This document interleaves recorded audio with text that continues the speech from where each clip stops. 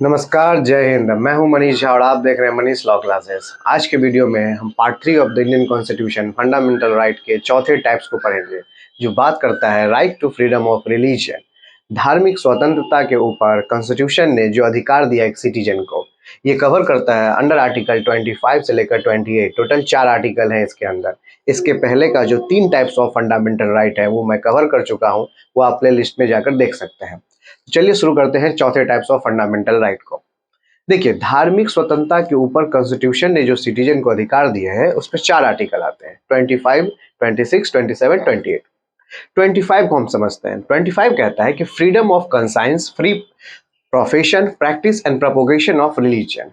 Freedom of conscience का मतलब समझते हैं। इसके अंदर 2 क्लॉजेज आते हैं। पहला बताता है पूरा मीनिंग, दूसरा बताता है गवर्नमेंट को दिया गया पावर और रेस्ट्रिक्शन।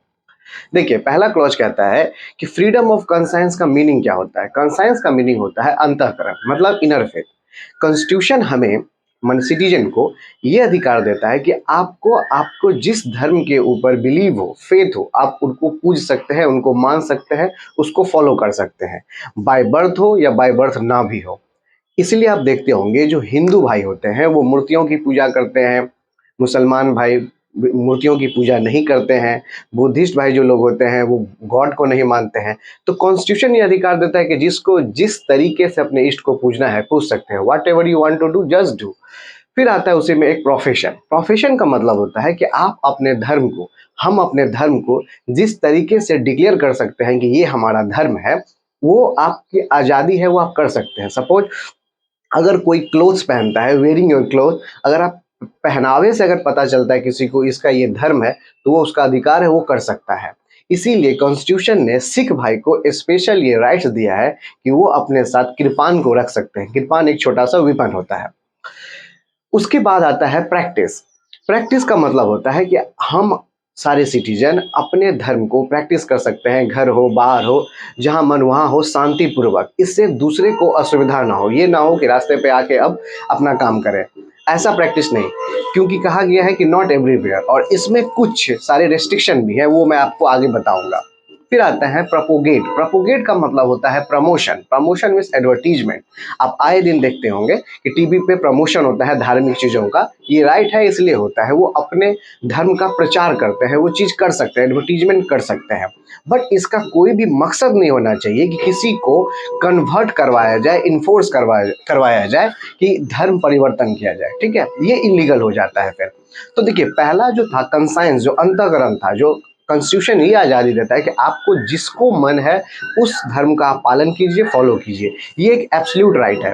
और उसके नीचे का जो 3 राइट है, प्रोफेशन, प्रैक्टिस एंड प्रोपोगेट, ये आपका subject to market risk. Subject to market risk मतलब कि subject to public order, morality, health और फंडामेंटल राइट ऑफ सिटीजन। मतलब आपके काम करने से किसी दूसरे सिटीजन को वो चीज़ प्रॉब्लम क्रिएट ना हो, दूसरे सिटीजन को प्रॉब्लम फेस ना करना पड़े। ठीक है, तो ये पहला क्लॉज हम समझ गए मीनिंग। दूसरा क्लॉज कहता है कि कॉन्स्टिट्यूशन गवर्नमेंट को ये पावर दिया है कि जब भी रिलीजियस से लेके कोई भी समाज में, चाहे वो सोशल वे में हो या इकोनॉमिक वे में हो या पॉलिटिकल वे में हो, जब भी ऐसा चीज़ आपको लगे कि प्रॉब्लम फेस हो रहा है, क्रिएट हो रहा है, तो आप कुछ रेस्ट्रिक्शन इम्पोज कर सकते हैं सिटीजन के ऊपर। नहीं तो अराजकता फैल जाएगी। गवर्नमेंट इसीलिए है ना, ताकि कुछ लॉ एंड ऑर्डर मेंटेन करवा सके।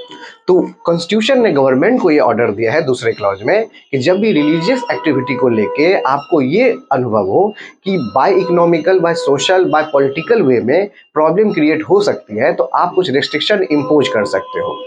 इसीलिए यहाँ पे एक टर्म है हिंदू रिलीजियन। हिंदू रिलीजियन में सारे सिख, जैन, बुद्धिस्ट सबको इंक्लूड कर दिया गया है। सपोज कीजिए अगर एक बुद्धिस्ट का टेम्पल है और उसमें ऐसा हो कि सिर्फ बुद्धिस्ट को ही आना जाना अलाउ है, तो फिर वहाँ पे गवर्नमेंट अपने पावर का यूज करके रेस्ट्रिक्शन लगा देगी कि ऐसा बात नहीं है, बुद्धिस्ट के टेम्पल में सिख हो, जैन हो, सब जा सकते हैं, क्योंकि वो जो बुद्धिस्ट होते हैं वो सबको अंदर हिंदू रिलीजन के अंदर रखा गया है। ठीक है, आई होप आपको आर्टिकल 25 क्लियरली समझ में आया होगा। आर्टिकल 26। आर्टिकल 26 कहता है कि freedom to manage religious affair. Manage मतलब होता है प्रबंध करना, रिलीजियस मतलब धार्मिक, और अफेयर का मतलब होता है कार्यों।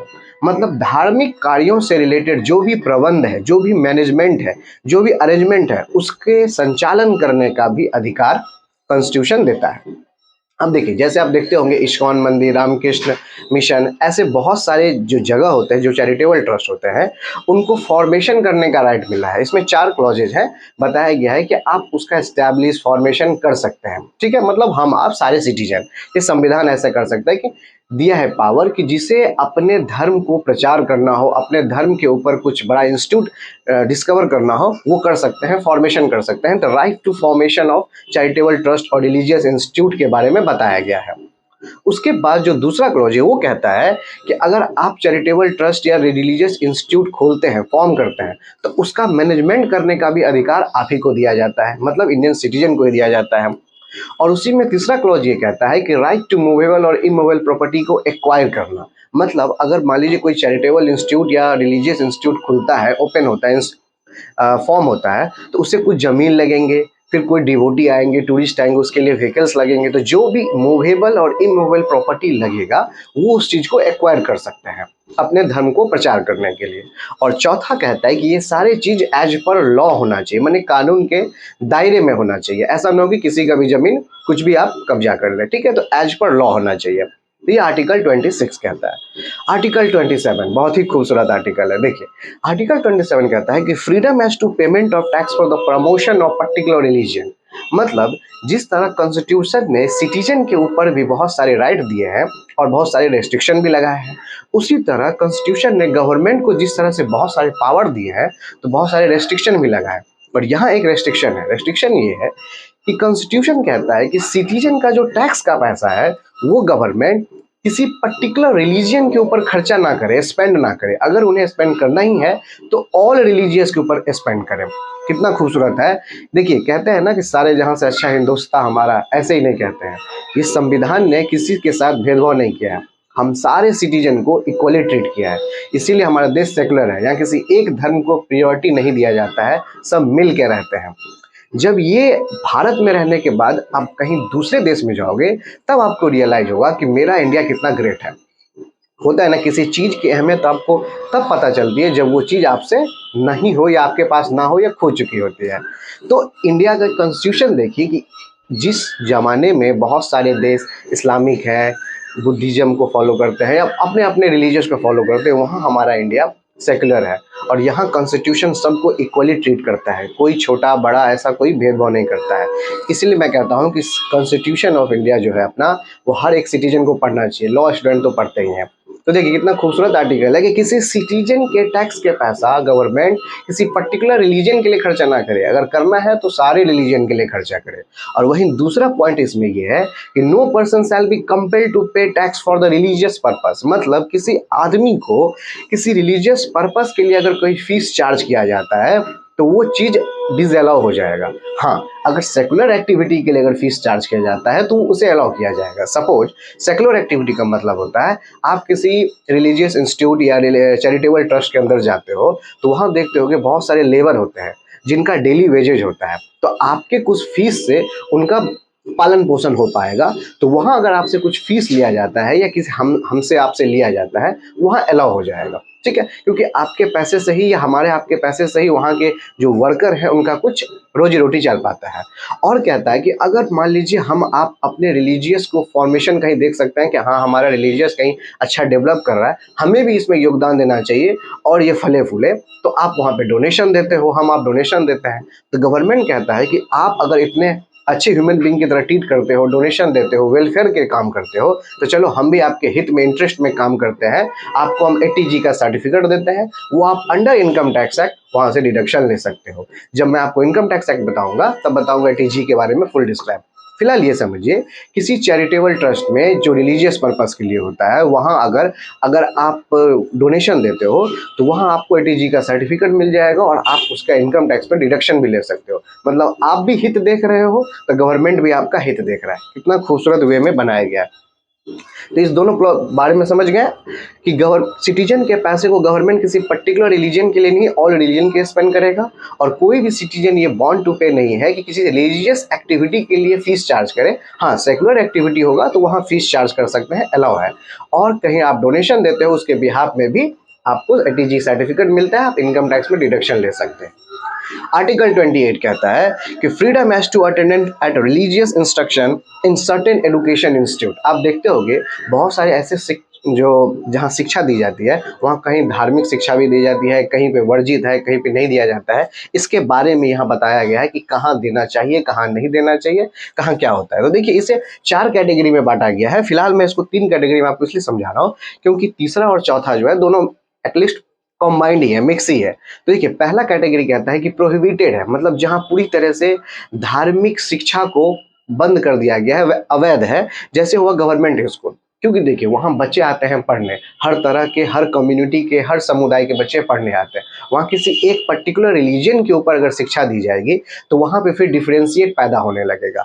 इसीलिए कहते हैं कि जो होली ओन बाय गवर्नमेंट हो या स्टेट हो, उसे उस स्कूल में या उस इंस्टीट्यूट में एक पर्टिकुलर रिलीजन के ऊपर शिक्षा नहीं दी जाएगी, इक्वली ट्रीट किया जाएगा सबको, ठीक है। तो वहाँ प्रोहिबिटेड हो जाएगा, वहाँ धार्मिक शिक्षा नहीं दी जाएगी। दूसरा जगह जो आता है वो आता है परमिटेड। कहाँ परमिशेबल है?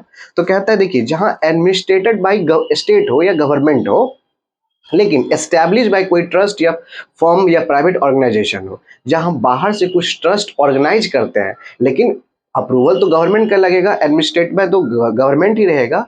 उस जगह पे अपने रिलीजियस एक्टिविटी को प्रचार करने के लिए वहाँ धार्मिक शिक्षा दे सकते हैं, वहाँ परमिशन है, ठीक है। और तीसरा कैटेगरी आता है वॉलंटियरी का, मतलब इच्छानुसार, जो रिकॉग्नाइज बाय स्टेट होगा, एड बाय स्टेट होगा। एड मतलब हेल्प, गवर्नमेंट उसमें मदद भी करती है और रिकॉग्नाइज भी स्टेट ही करती है। उस जगह पे कोई जोर जबरदस्ती नहीं होगा, कंसेंट बेसिस पे होगा कि अगर जो आते हैं, जो सिटीजन आते हैं, उनके कंसेंट के हिसाब से उन्हें धार्मिक शिक्षा दी जाए, उनके पेरेंट के कंसेंट के हिसाब से उन्हें धार्मिक शिक्षा दी जाए, तब वो चीज़ को अलाउ किया जाएगा। वो वॉलंटरी वे में हो गया, कोई जोर जबरदस्ती नहीं। तो I hope right to freedom of religion की ये बेसिक कंसेप्ट आपको जरूर समझ में आई होगी। बहुत इजी लैंग्वेज में मैं समझाता हूँ, और इसके आगे का जो 2 और राइट है वो आने वाले वीडियो में मैं कवर करूंगा। आई होप ये वीडियो आपको अच्छी लगी होगी। अगर अच्छी लगे तो जरूर लाइक और सब्सक्राइब कीजिएगा, और कोई भी क्वेरी और कोई भी सॉल्यूशन, कोई भी सुझाव हो तो please let me know in the comment box. मिलते हैं आपके साथ नेक्स्ट वीडियो में। टिल देन जय हिंद, थैंक यू।